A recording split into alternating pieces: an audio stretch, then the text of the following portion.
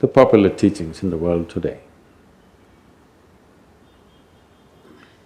I don't know how popular these are in Mumbai, but in the West, these things have become very popular. Somebody is telling you, be in the moment. Somebody is telling you, just let go, everything will be okay.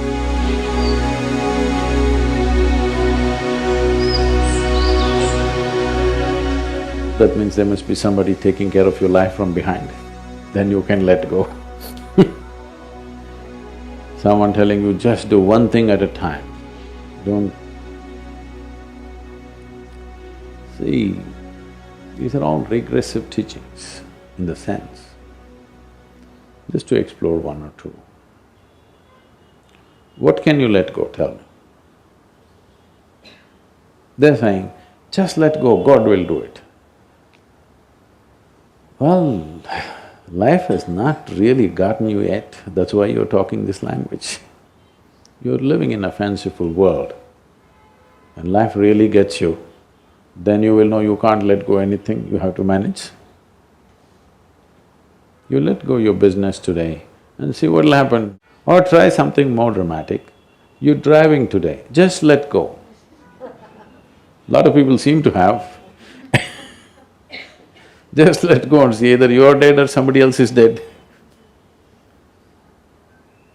Now, these popular teachings, which have unfortunately become popular, has messed up humanity in a big way. I faced a group of people recently in America, where they're staunch be in the moment people. I'm asking you, can you be somewhere else? Be somewhere else and show me, please. Can any of you be anywhere else other than this moment, I'm asking? Can you be? Can you be somewhere else than here, right now? No. Then why do you need such a teaching? What they're trying to tell you is, don't think about tomorrow, don't think about yesterday. That will happen if you take away half your brain. If I pull out half your brain, you cannot think about tomorrow, you cannot think about yesterday, just be in the moment. This is all coming because people do not even know how to sit in one place peacefully, okay?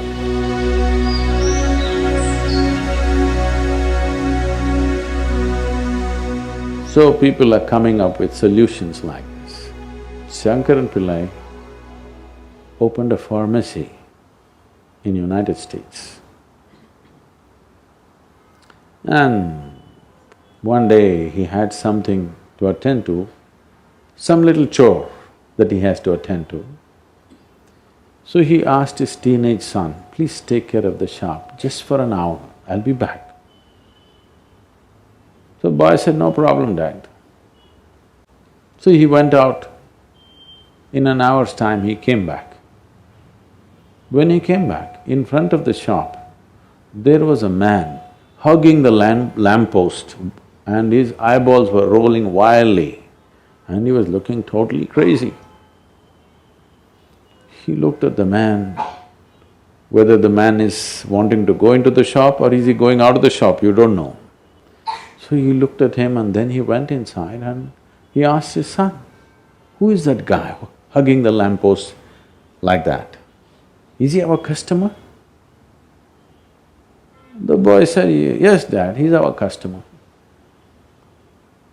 What did you give him?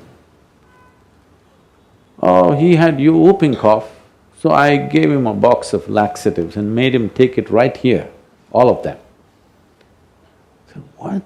For whooping cough, you gave him laxatives? Why? Come on, Dad, look at him. Does he dare to cough now?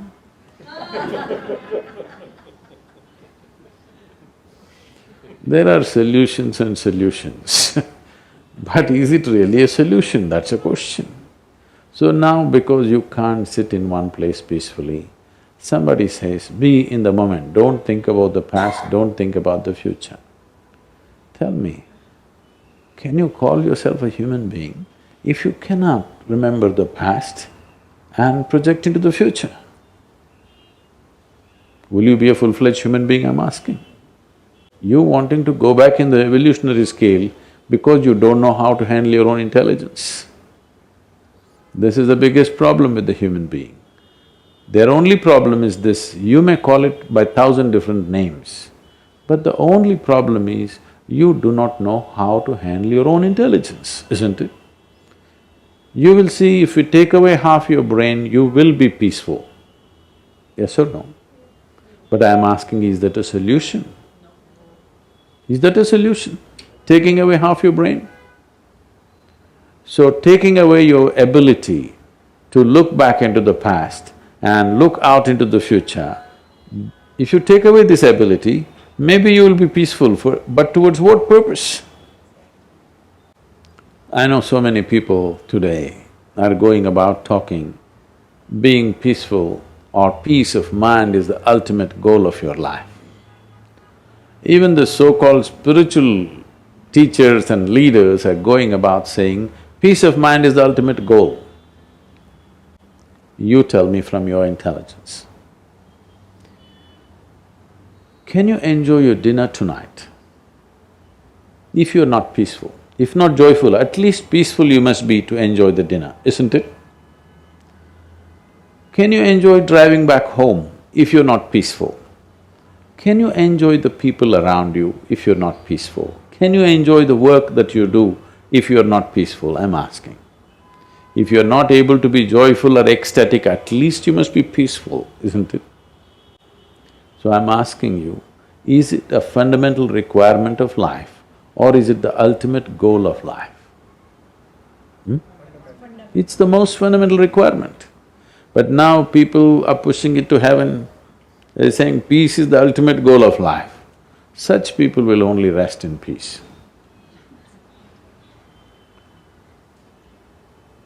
Anything that you're deprived of tends to become heavenly product. Today if you say peace, people say divine peace. If you say love, people say divine love. If you say bliss, people say divine love, divine bliss. These are all things human beings are capable of, isn't it? To be peaceful, to be joyful, to be loving, to be blissful, these are all human qualities, yes or no? If you're willing, you can be peaceful, you can be loving, you can be blissful. But all these things have been exported to heaven. So, these simple aspects have become complicated because of all these teachings. I'm saying, it doesn't matter where the teaching comes from. Whether it comes from me or somebody else, just keep it aside. Just apply your intelligence. You cannot use my intelligence, okay? You can use my wisdom maybe, but you cannot use my intelligence, you can only use your intelligence. So with your intelligence, experiment. If it works, let's keep it. If it doesn't work, discard it tomorrow morning. No need to continue it for one more day. But first you must decide, are you looking for solace or are you looking for solutions?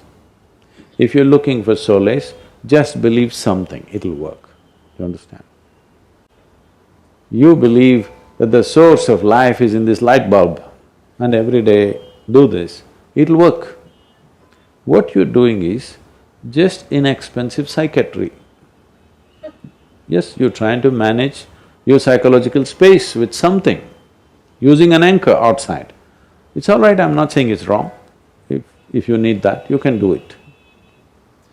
But if that's not your requirement, what you want is an ultimate solution for life, then you need something else, which will not come with these kind of popular teachings. You need a powerful force to move you from one dimension of life to another. So when such a need comes, if such a longing comes, then you must look for spirituality, otherwise just do something, go climb a mountain, it'll work, I'm telling you. You'll build your confidence. Yes, Climb a mountain, swim in the ocean, all these things will build your confidence or believe something. But towards what end, what is your requirement is something you have to see. Do you have a longing for the ultimate or are you just trying to manage your psychological drama? That's a first distinction you have to make. But your psychological drama can be managed only from within. You can believe that you're using outside help, but actually you can only manage from within because this is a ghost that you create. You can't kill it from outside.